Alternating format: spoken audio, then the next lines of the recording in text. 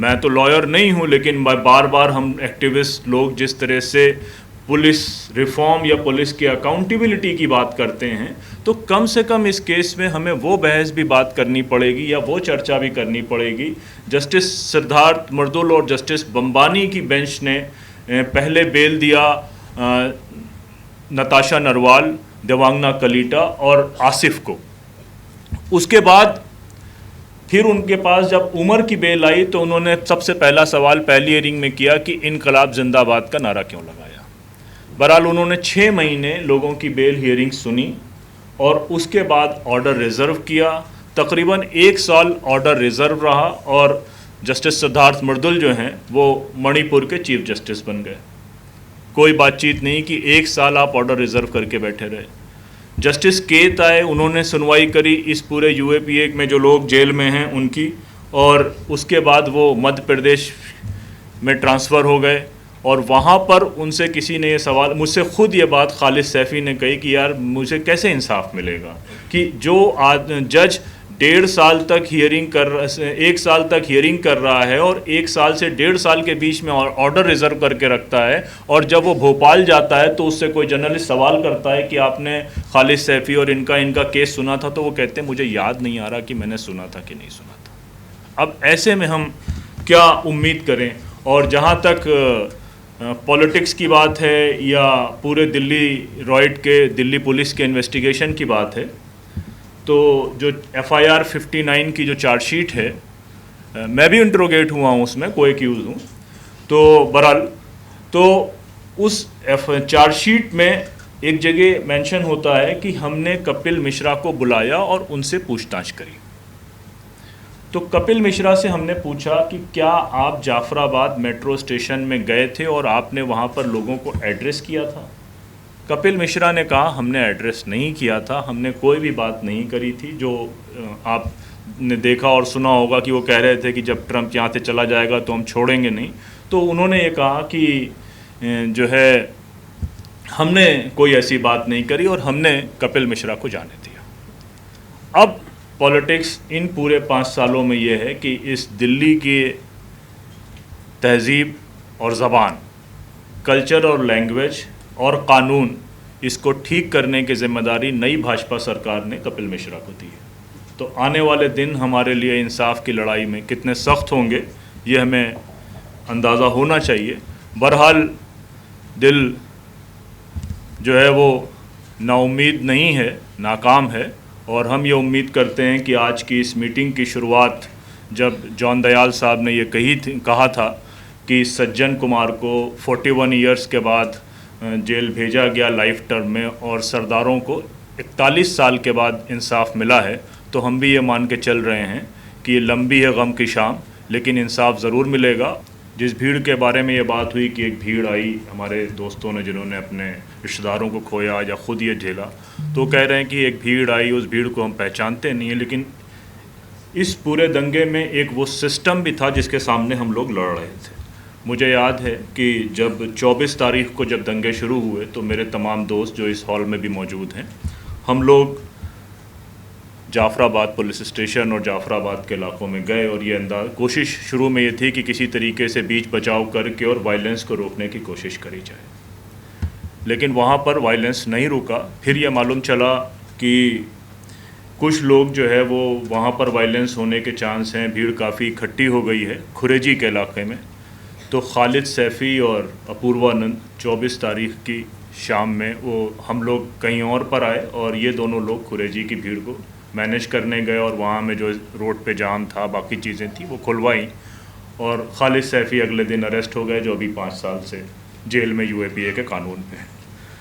रात के तकरीबन 9 बजे के आसपास 24 फरवरी को मैं और सबा दीवान, राहुल और मेरे कुछ दोस्त JNU और जामिया से हम लोग निज़ामुद्दीन पुलिस स्टेशन में जॉइंट कमिश्नर पुलिस के साथ मिलने गए और तकरीबन 1 घंटे से ज़्यादा हम उनके सामने बैठे रहे। उस ड्यूरेशन का अंदाज़ा ऐसे है कि 2-3 बार कॉफ़ी हमने उनके साथ पी और उसमें हमने उनको कई व्हाट्सएप वीडियो कॉल्स दिखाई, लोगों ने अपनी खिड़कियों से कॉल किए, अपने बालकनी से कॉल किए और बड़ी मॉब वहाँ पर है, फायरिंग की आवाज़ आ रही है, तलवार लहराई जा रही है, और हम लोग उनसे रिक्वेस्ट कर रहे हैं कि सर यहाँ पर पुलिस भेजिए किसी तरीके से।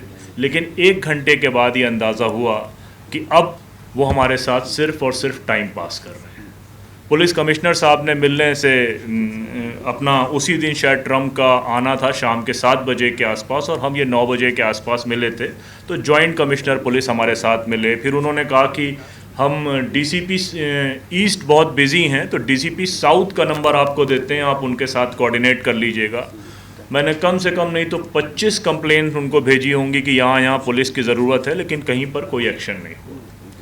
निज़ामुद्दीन से निकलकर हम लोग थोड़ा आगे बढ़े और ये हुआ कि हम लोग मनीष सिसोदिया को अप्रोच करते हैं। तकरीबन 10:30 बजे जो लोग पुलिस स्टेशन थे, सारे वो लोग हम लोग मनीष सिसोदिया के घर आए।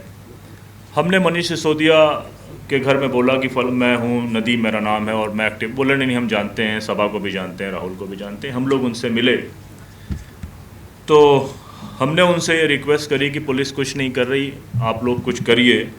तो उन्होंने ये जवाब दिया कि Nadeem, I am helpless like you. फिर मैंने उनसे ये कहा कि आप कुछ ना करिए तो आप या अरविंद जी दोनों में से दोनों लोग या एक आदमी एक ट्वीट कर दीजिए कि हम लोग ग्राउंड ज़ीरो पे जा रहे हैं, सिचुएशन बहुत वॉलेटाइल है, कंट्रोल नहीं हो रही। तो जो बेसिक प्रोटोकॉल पुलिस देती है आपको as a state chief minister और डिप्टी चीफ मिनिस्टर का, तो उन इलाकों में शायद कुछ पुलिस आए। तो उन्होंने कहा नहीं, it's a very wild idea and I am not ready to buy it. बहरहाल हम लोग वहाँ से चले गए। रात के 2 बजे एलजी के घर के सामने कुछ लोग इकट्ठा हुए। वहाँ पर डीसीपी नॉर्थ को डीसीपी ईस्ट की जिम्मेदारी दी गई थी क्योंकि वो घायल हो गए थे। तो डीसीपी नॉर्थ को हम लोगों ने बात करी। उन्होंने कहा आप मेरा नंबर लेके जाइए, जहाँ भी कुछ होगा हम कोऑपरेट करेंगे। एक जगह 16 मैसेजेस में से एक जगह का रिस्पॉन्ड पॉजिटिव आया था और पुलिस का कोई रिस्पॉन्ड पॉजिटिव नहीं था। अल हिंद में उनके डॉक्टर से लगातार मेरी बात चल रही थी। जब शुरुआती फेस हुआ 24th मॉर्निंग आवर्स में, तो उन्होंने कुछ दवाएं मांगी और हम लोगों ने अलशिफा हॉस्पिटल की एक इमरजेंसी जो एम्बुलेंस है उससे कुछ काफ़ी सारी दवाएं उनको भेजी। फिर उन्होंने कहा कि बुलेट इंजरीज बढ़ रही हैं और हर कॉल पे बुलेट इंजरी बढ़ जाती थी। तो उसी ड्राइवर को हम लोगों ने वापस रिक्वेस्ट करी। मेरी वाइफ डॉक्टर है तो वो कुछ दूर तक वो भी गई उनके साथ में, और उसको हम लोगों ने रिक्वेस्ट करी कि तुम जाके जितने पेशेंट लेके आ सकते हो लेके आ जाओ। लेकिन पुलिस ने उस पूरी गाड़ी को तोड़ा, उस ड्राइवर की पिटाई करी, और फिर जो गवर्नमेंट एम्बुलेंसेस थी वो भी नहीं गई। फिर उसके बाद सुरूर ने कोर्ट में पिटीशन फाइल करी, कॉन्फ्रेंस कॉल कराई गई, वो एक बार दूसरा किस्सा है। तो इस पूरे सिस्टम में आप देखिए कि कैसे क्या क्या परेशानियां क्रिएट करी गई। 25 की शाम को हम सब लोग, पूरे दिल्ली की सिविल सोसाइटी, सारे दोस्त मिलकर हम लोग हर्ष जी के ऑफिस से ऑपरेट कर रहे थे। बार बार वहाँ से मैसेज आए कि 2 दिन तक तो से चल रहा था ये मामला और हमारे पास अब राशन की कमी है, खाना भिजवाइए। तो मुझे याद है कि सुरूर ने कुछ लाइनअप किया और मेरी जिम्मेदारी मैंने ली कि मैं 5000 पैकेट खाने के बनवाता हूँ 1-2 घंटे में। तो कुछ मटर पुलाव, biryani, whatever we have got it, वो खाना गया। डीसीपी ने परमिट किया तब वो खाना बना, और उसके बाद खाना कश्मीरी गेट से आगे नहीं जा पाया। फाइनली वो खाना हमको बांटना पड़ा, फेंकना पड़ा, लेकिन वो खाना भी नहीं पहुंचा। पुलिस वो काम भी कर सकती थी लेकिन नहीं किया गया। फिर अगर हम देखें, हॉस्पिटल के बारे में बात हुई, एक नहीं बहुत लंबी लिस्ट है, और जिनके बारे में ये कहा जाता है कि ये ह्यूमैनिटी के सेवियर्स हैं।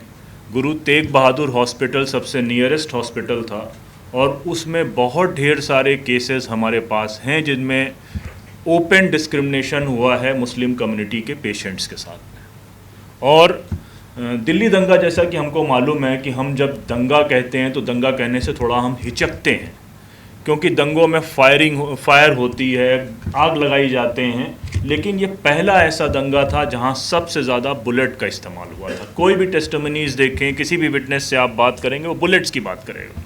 तो बुलेट अगर इस्तेमाल इतनी बड़ी तादाद पर हो रही है तो बहुत ऑर्गेनाइज सेटअप होता है। इस पूरे दंगे में फिर एक ये कोशिश करी गई, बार बार दंगा दोहराना पड़ता है क्योंकि वो इसमें कोशिश ये करी गई कि जो एक सपोर्ट सिस्टम इन विक्टिम्स के साथ खड़ा है उसको किसी तरीके से क्रश किया जाए, चाहे वो अदालतों में हो, चाहे वो एक्टिविस्ट के ऊपर केसेस हो, ताकि कोई भी रिपीटिशन अगर हो तो जो लोग पहले खड़े हुए थे वो वापस दोबारा सामने नहीं नजर आए।